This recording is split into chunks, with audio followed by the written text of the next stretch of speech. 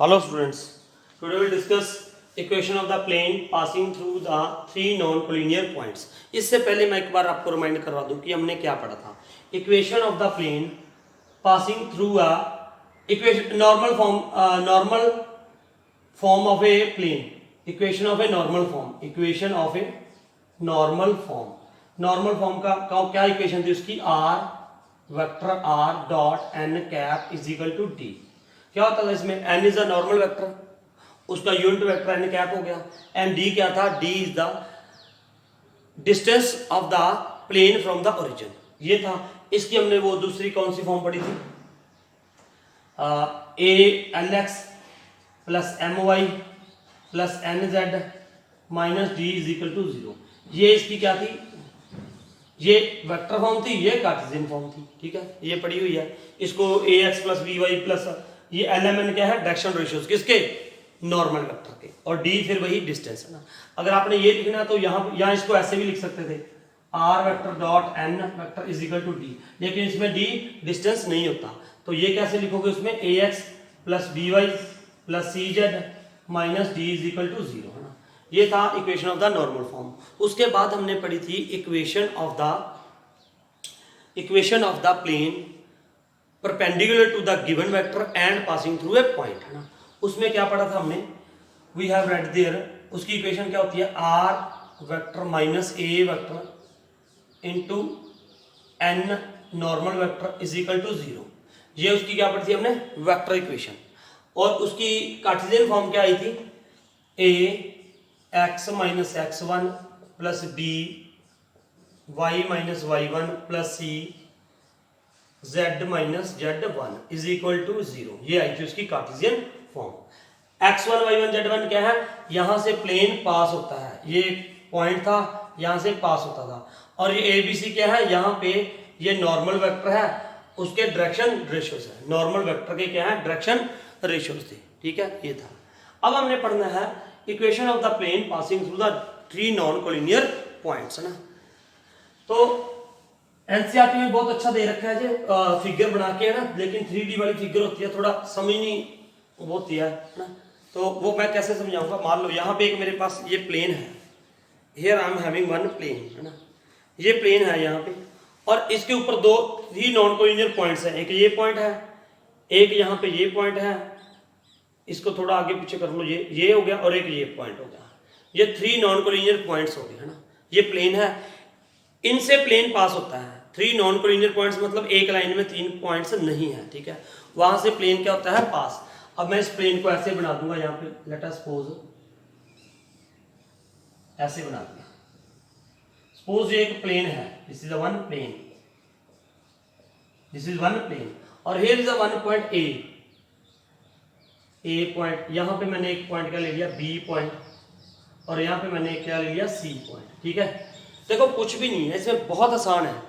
ए है एक, ए और बी को मैंने क्या कर दिया? ज्वाइन कर दिया. कर सकते हैं ज्वाइन, कोई दिक्कत नहीं है. ए और सी को भी ज्वाइन कर दिया. या आप लिखते रहना कि ज्वाइन ए बी एंड ए सी. ठीक है, अब देखो ये एक वेक्टर बन गया ए बी. मैंने डायरेक्शन बता दी ना इसकी, तो ये क्या बन गया? एक वेक्टर बन गया. ए बी भी और ए सी भी वेक्टर बन गए.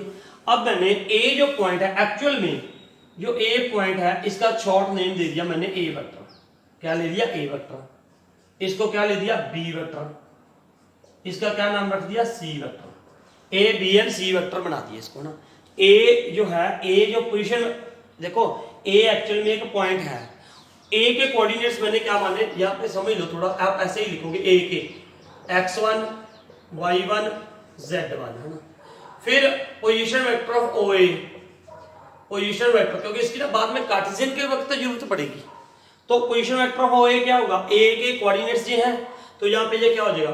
x1 i cap plus y1 j cap plus z1 k cap है ना. ये हो गया. और इसका मैंने शॉर्ट नेम क्या रख दिया? ए वेक्टर. ठीक है, उसके बाद ऐसी ओ बी, बी ए का पॉइंट है, उसके कोऑर्डिनेट्स क्या होंगे? O B.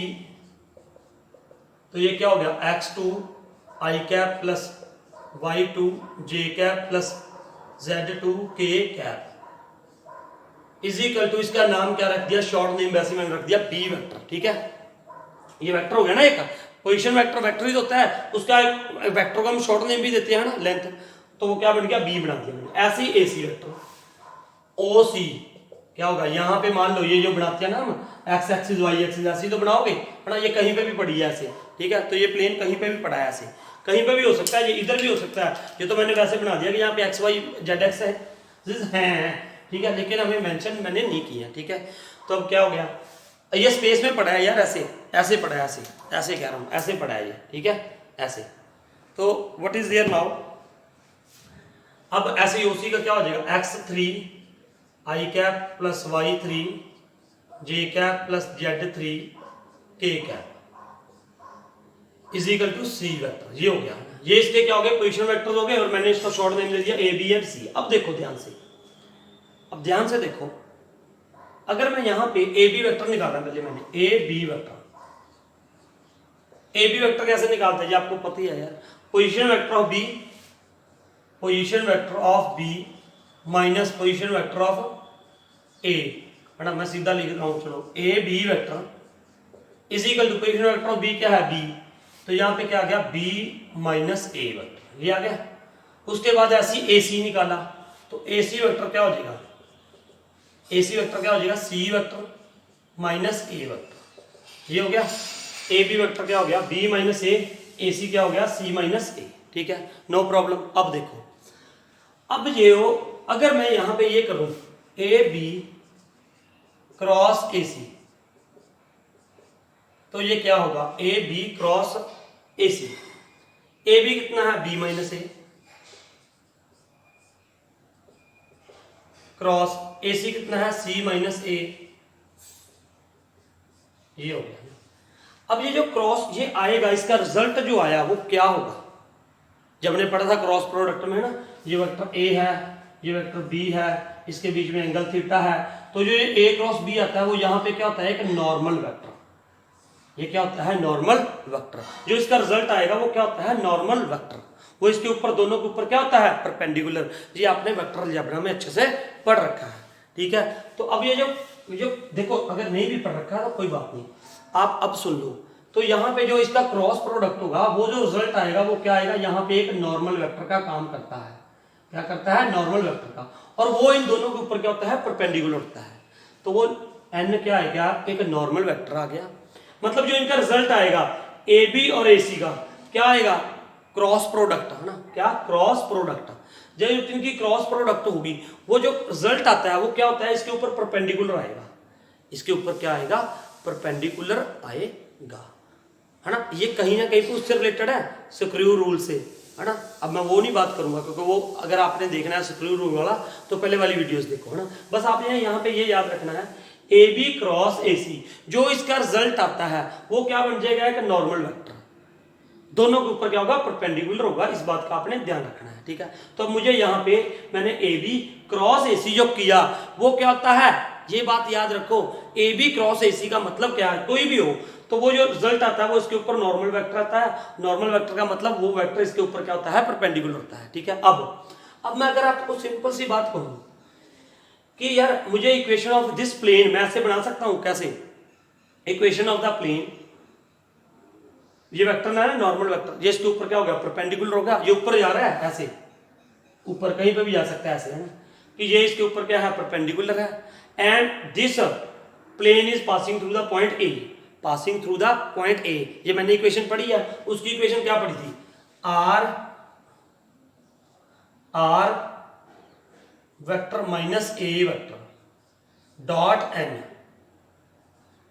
Is equal to 0। आप कहोगे सर ये है क्या, किसकी इक्वेशन है, equation of the plane passing through the point A and perpendicular to the given vector.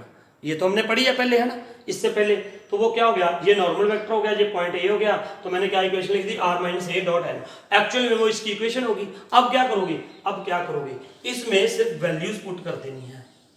अब ये बी माइनस ए जो सी माइनस ए है, ये क्या था, एन वेक्टर था, ये क्या था, एन वेक्टर ही तो था। मैंने अभी तो बोला आपको, ए बी और ए सी ये क्रॉस प्रोडक्ट है, इसका मतलब क्या है, ये एन वेक्टर हो गया, इसके ऊपर परपेंडिकुलर हो गया, तो N vector is equal to this B minus A cross C minus A.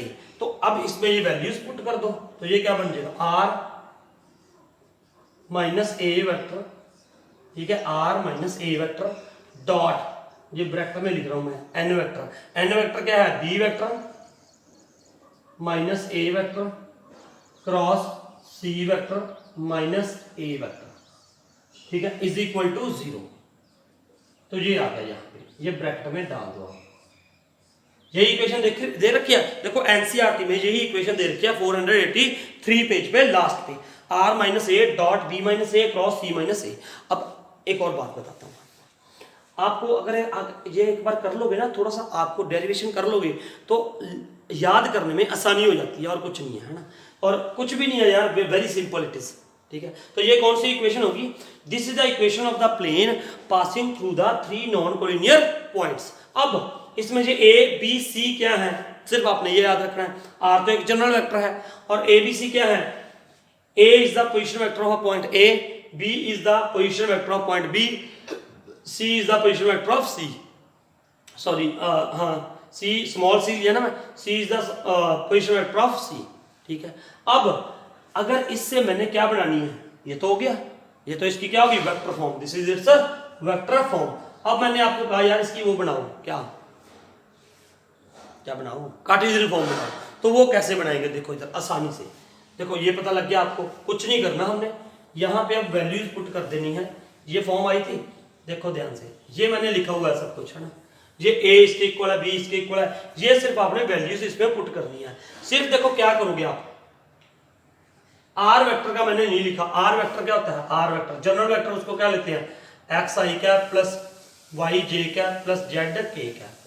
अब ये मैं नहीं करने वाला हूँ, आप खुद कर लेके देख लेना, मैं तो सिर्फ फॉर्मूला बता दूंगा, है ना, कि लर्न कैसे करना है और वो कैसे करना है। अब देखो ड्राइव कैसे करना है। अब यहाँ पे आर वेक्टर लिखोगे, सबसे पहले ये लिख दोगे, फिर माइनस ए लिखोगे तो ये लिख दोगे, इसमें ये लिख दोगे, ये वाला सारा, फिर उसके बाद बी माइनस ए करोगे, सारा कुछ आपको ना करना पड़ेगा भैया, ये उसकी क्रॉस प्रोडक्ट करोगे, है ना, फिर उसके बाद ना एक डिटर्मिनेंट बन जाएगा। देखो क्रॉस प्रोडक्ट जब करोगे, क्रॉस प्रोडक्ट जब करोगे तो आई जे के लिखोगे, ठीक है। जब वो क्रॉस प्रोडक्ट डिटर्मिनेंट बन जाएगा तो उसके बाद आपके पास पता क्या फॉर्मूला आ जाएगा, देखो इसमें पुट करके वैल्यूज आपको खुद आ जाएगा। इसके बाद वो फॉर्मूला क्या बढ़ेगा, देखो इधर, ये x minus x1 y minus y1 z minus z1, ठीक है, x minus x1 y minus y1 z minus z1। तो यहाँ पे आपने क्या लिखना, देखो x2 माइनस x1, यहाँ पे x1 नहीं चलता रहेगा, y2 minus y1 z2 minus z1, यहाँ पे z1 नहीं चलता रहेगा, और यहाँ पे क्या आ जाएगा, x3 minus x1 y3 minus y1 y1 आएगा, x1 आएगा, यहाँ पे z, इसको रब कर दो थोड़ा सा मैं, z minus sorry z3 minus z1, इसका determinant that is equal to 0, और 0 तो चल ही रहा है ना, इक्वल टू 0।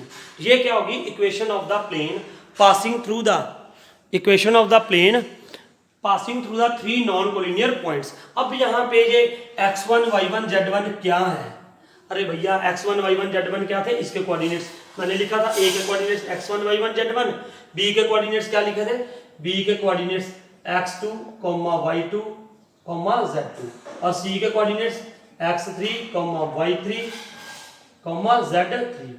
तो ये थे यहाँ पे।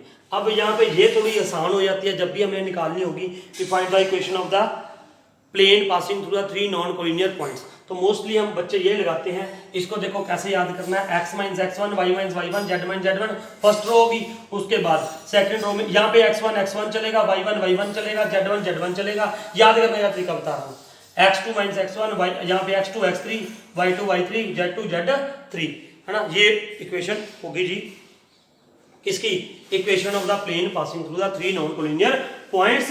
ए ये x1 y1 z क्या है, कोऑर्डिनेट्स है किसके, ए बी सी के, जो 3 पॉइंट थे। तो ये थी भैया equation of the plane passing through the 3 non collinear points, है ना। तो